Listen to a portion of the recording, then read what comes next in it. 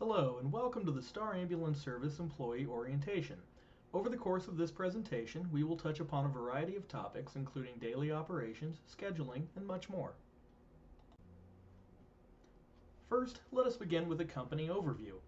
Statewide Transfer Ambulance and Rescue, better known as Star Ambulance, was founded on April 1st, 1982 by Linda Peck and her late husband Sam. It has been owned and operated by the Peck family ever since, making us the oldest and most experienced privately owned EMS provider in central Indiana, including the very first advanced life support provider in Montgomery County, which began in 1990. Today, Star operates BLS and ALS ambulances 24 hours a day, 365 days a year, providing emergency and non-emergency transportation to thousands of patients a year. Presently, Star operates 7 locations in total: 2 in Crawfordsville, including our headquarters at the Crawfordsville South Station, 2 in Clay County in the towns of Brazil and Clay City, 1 in Greencastle, 1 in Lafayette, and finally 1 in Indianapolis. Addresses to each of the station locations can be found in the Company Links tab on TraumaSoft. In addition to our 911 service, Star has various contracts and agreements with various hospitals, extended care facilities, hospice companies, and special event venues. Some examples are the Hendricks Regional Health Hospitals in Danville and Brownsburg, and IU Health Hospitals in Indianapolis and Lafayette. Several professional off-road racing events at Ironman Raceway and other venues, as well as a host of other special events in different communities, including high school sports. Star's medical director since 2013 is Dr. Nick Sansone. Dr. Sansone is an emergency medicine physician and serves as the medical director at a number of other EMS agencies. Every month, Dr. Sansone conducts a presentation on various medical topics or does audit and review of our ALS calls. As a former paramedic, he has a strong grasp of the challenges of EMS and the needs of the field providers. Therefore, Star has some of the most progressive EMS protocols in the region and are updated annually to best meet the needs of our patients. At the end of the day, you will be assigned a preceptor or training officer. While orientation covers many things, the true nuts and bolts of being a Star employee will be shown to you during your training period by your preceptor. These are individuals selected to best train and guide you on nearly all aspects of your job, including, but not limited to, patient care reports, ambulance equipment, and radios. Now let us move on from the company overview and begin covering topics listed here.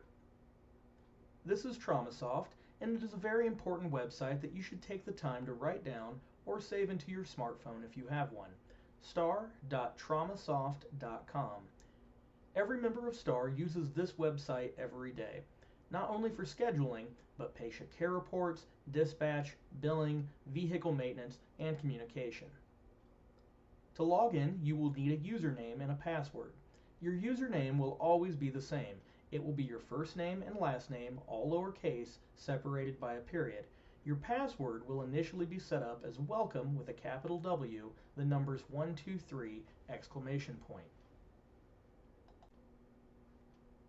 To find your work schedule, select the tab up at the top labeled as such. Star releases our company schedules a month at a time. This will show you which days and at what stations you are scheduled to work.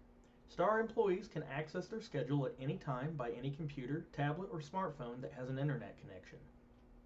In addition to the schedule, this website is also where any trade requests, paid time off requests, or additional availability is submitted. There are 3 rules when it comes to trading shifts. First, the days must fall in the same week starting Sunday and ending Saturday. Shifts cannot be traded such that an employee works more than 2 shifts in the same work week. 2. A trade cannot cause a driving conflict, meaning that if either employee involved in the trade winds up scheduled for a 48-hour shift as a result of the trade, it must all be at the same station. For example, you cannot work the first half of a shift in Crawfordsville and then drive to Clay City for the last half. Finally, Rule 3 is that trades must be with someone with the same certification level.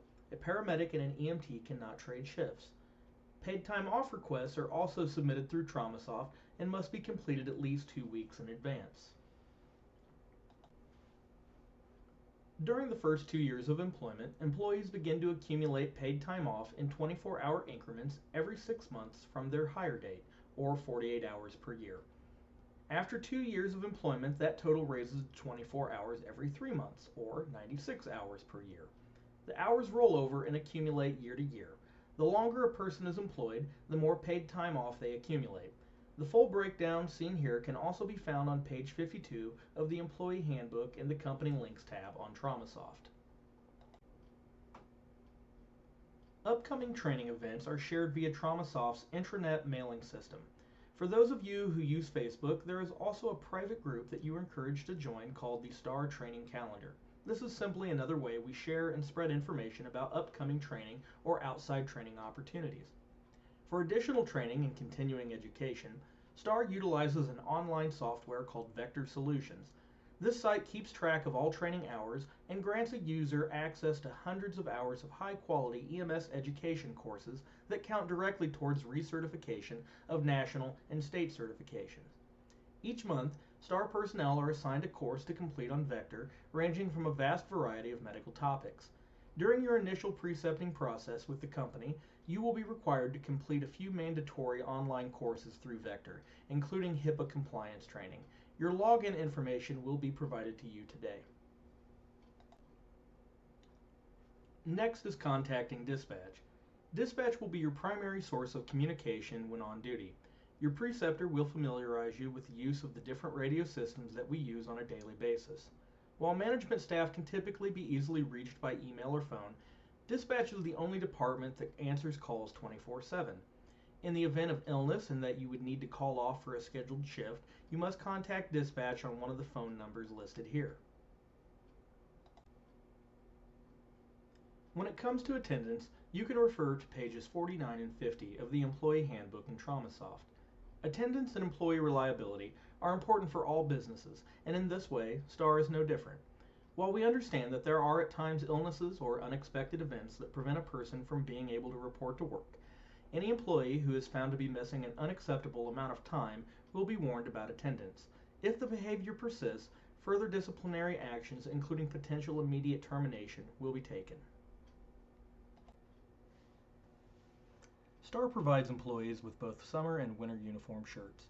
The short sleeve lighter blue shirt is the summer uniform shirt, while the heavier pullover sweater is the winter shirt.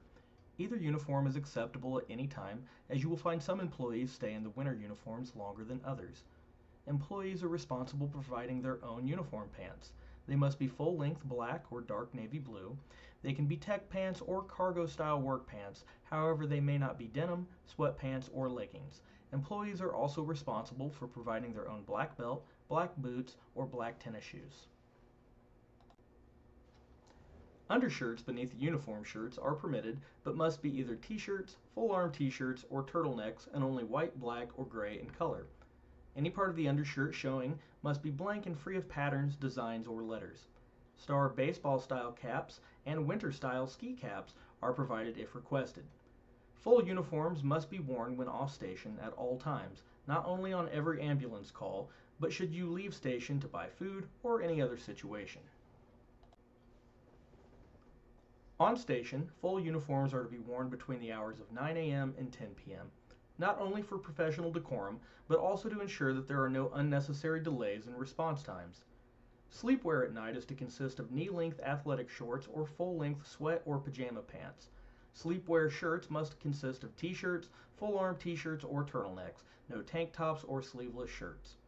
STAR also provides winter coats. You will be fitted for a coat and one will be ordered. In the meantime, if weather requires, non-STAR coats are permitted. They must be either black or reflective yellow and cannot have any other department lettering or insignia. Any designer insignia must be small. Makeup, perfume, and cologne are permitted with reasonable moderation. All hair and facial hair must be clean and kept. Every STAR station has a full bathroom including shower. Basic human hygiene is expected. Please bring your own toiletries, especially if you are working longer than 24 hours. Our organization prides itself on the professional appearance as well as the conduct of our employees. We will now move on to daily duties. Assuming you would like to get paid, the first task all employees do when coming to work is to punch in on the TraumaSoft time clock. This can be done on the station computer or any device connected to the station's Wi-Fi. After punching in, you will find out who your partner is and to which ambulance you are assigned. At the beginning of every single shift, both employees will ensure the cleanliness of each ambulance inside and out. Additionally, each employee will conduct a full check of the ambulance and stock as necessary, completing the appropriate check sheet. Indiana State EMS Commission laws require that check sheets be completed for each in-service ambulance every single shift. We fill out our check sheets electronically via TraumaSoft. You will find check sheets by clicking the Company Links tab and looking under the Check Sheets category. There are ALS and BLS ambulance check sheets depending on which type of ambulance you are assigned. It is the employee's responsibility for keeping their designated stations clean. This will include picking up trash, taking trash to the dumpster, mopping, sweeping, or any other task necessary for cleanliness of the workplace. Additionally, there is a washer and dryer at each station. Daily laundry is the employee's responsibility to be able to stock the linen cabinet and the ambulances.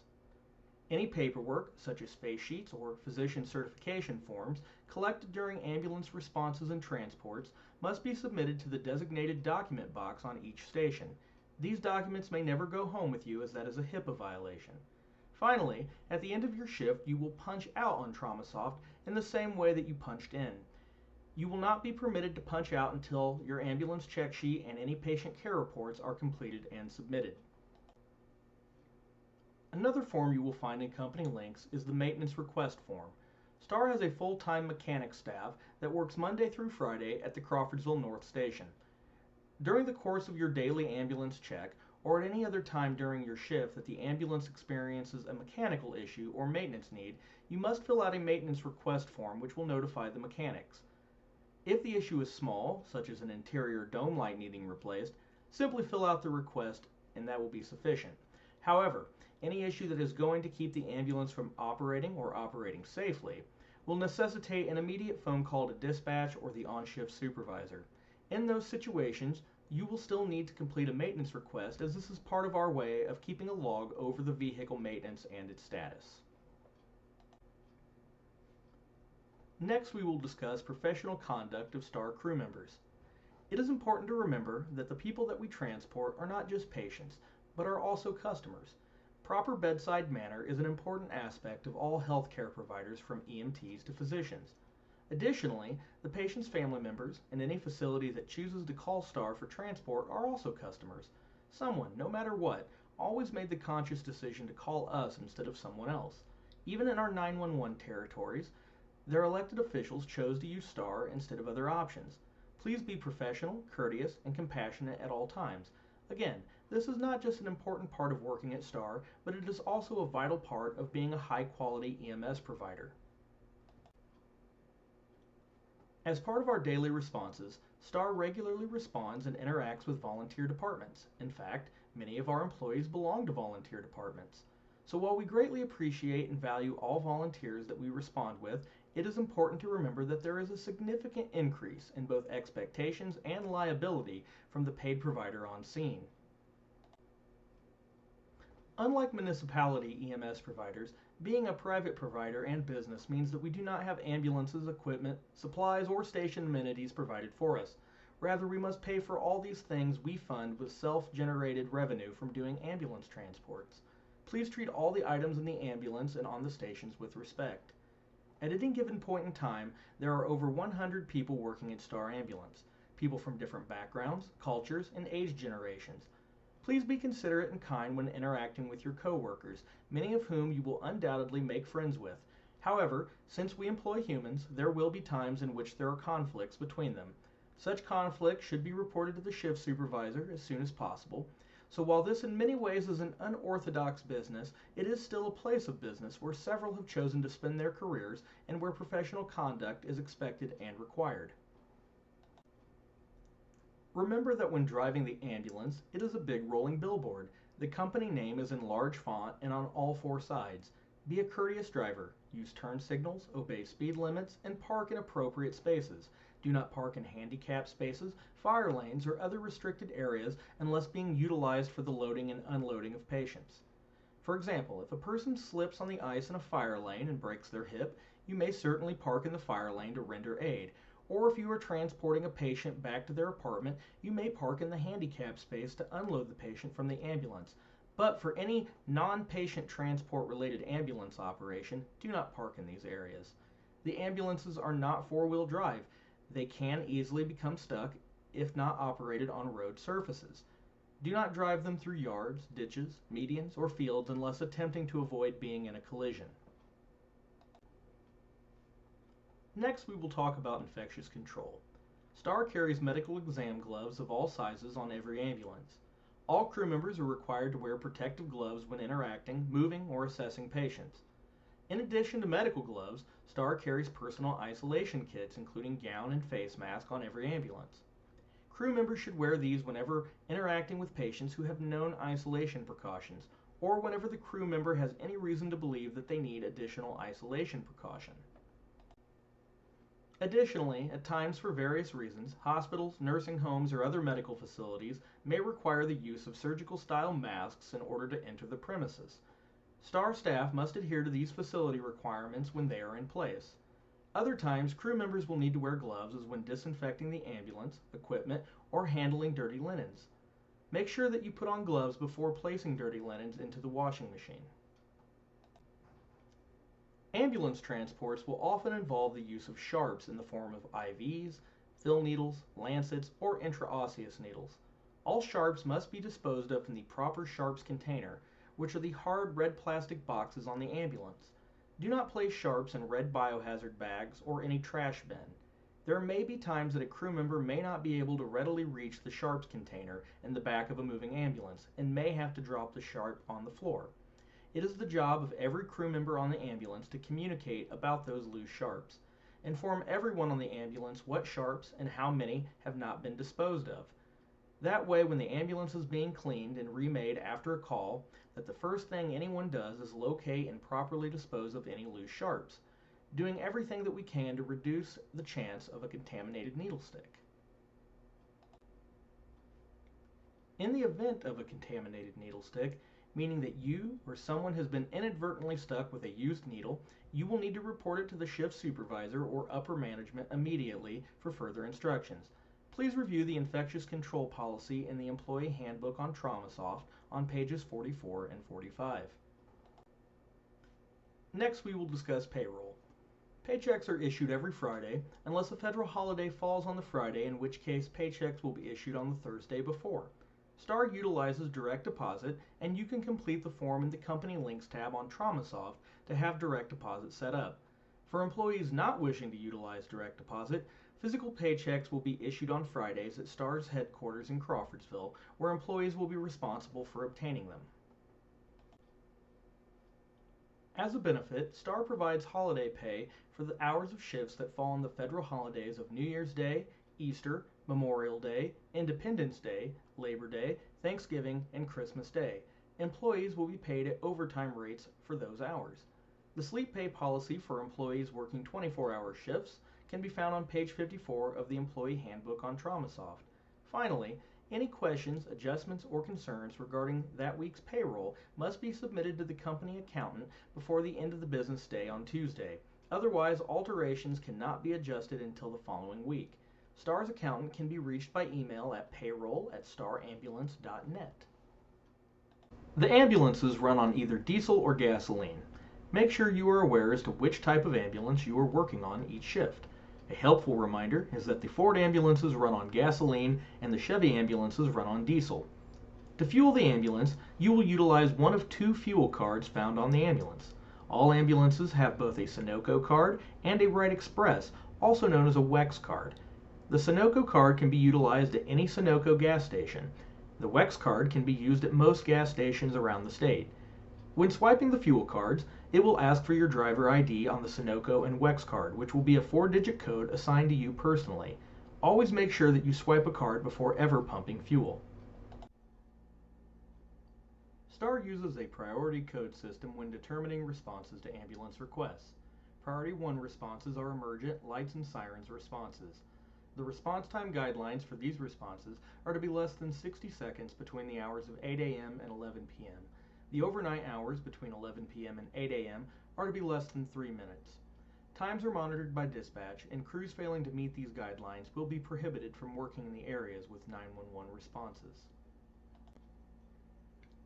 Priority 2 responses are for patients that are ready for immediate transport, however not necessitating a lights and sirens response. This will include most inter-hospital transports or transports from a lower level facility to one with a higher level of care. Response times for priority 2 calls should be less than 5 minutes.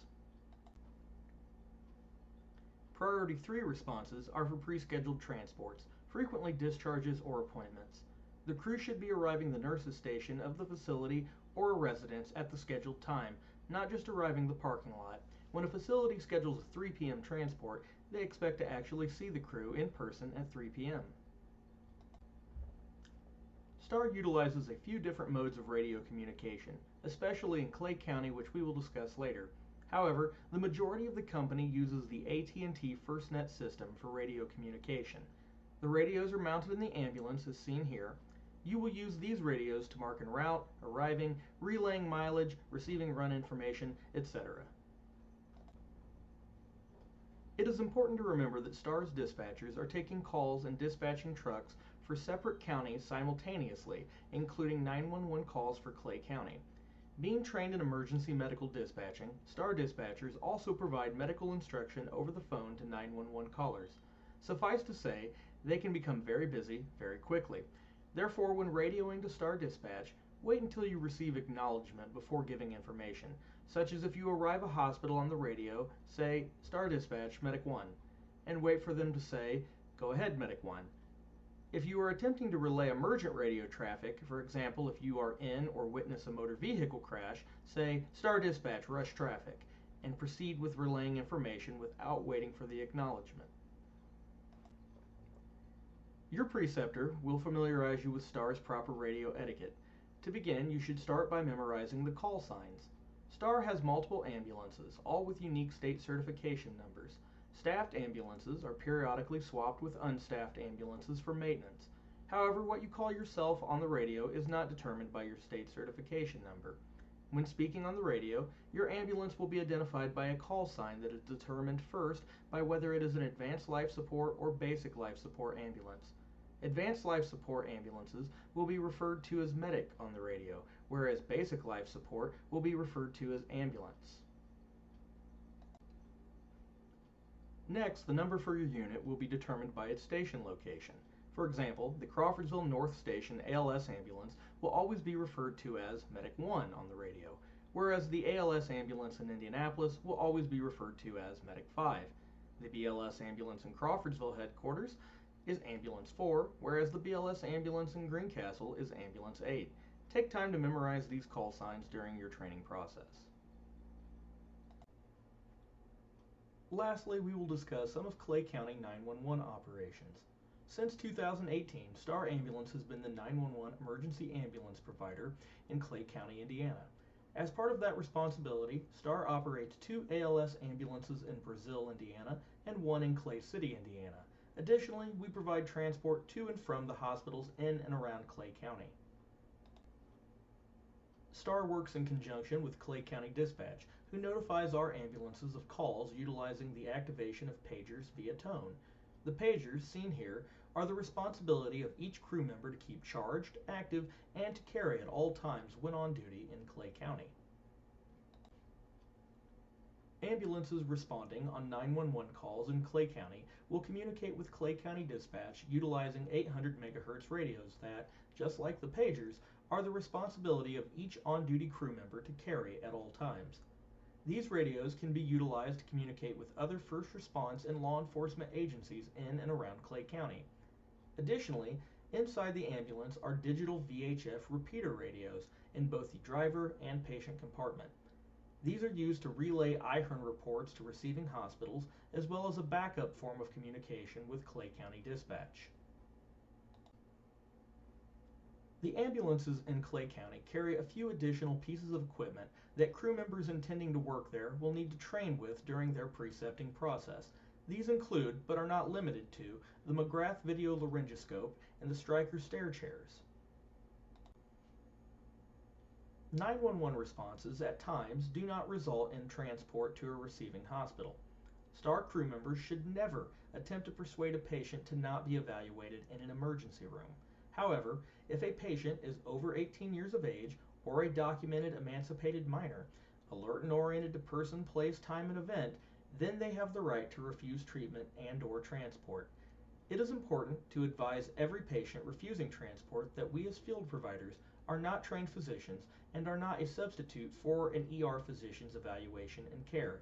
Advise the patients of the potential risks of not being seen. If at that time the patient still refuses transport, they will need to sign a signature of refusal form, also known as an SOR. The crew member obtaining the SOR will still need to complete a full patient care report, including patient demographics, such as name and age, but also evaluation findings, such as vitals and a narrative. This concludes the first portion of the STAR Ambulance Orientation Day. Let us take a 5-minute break, and when we return, we will continue on with our orientation.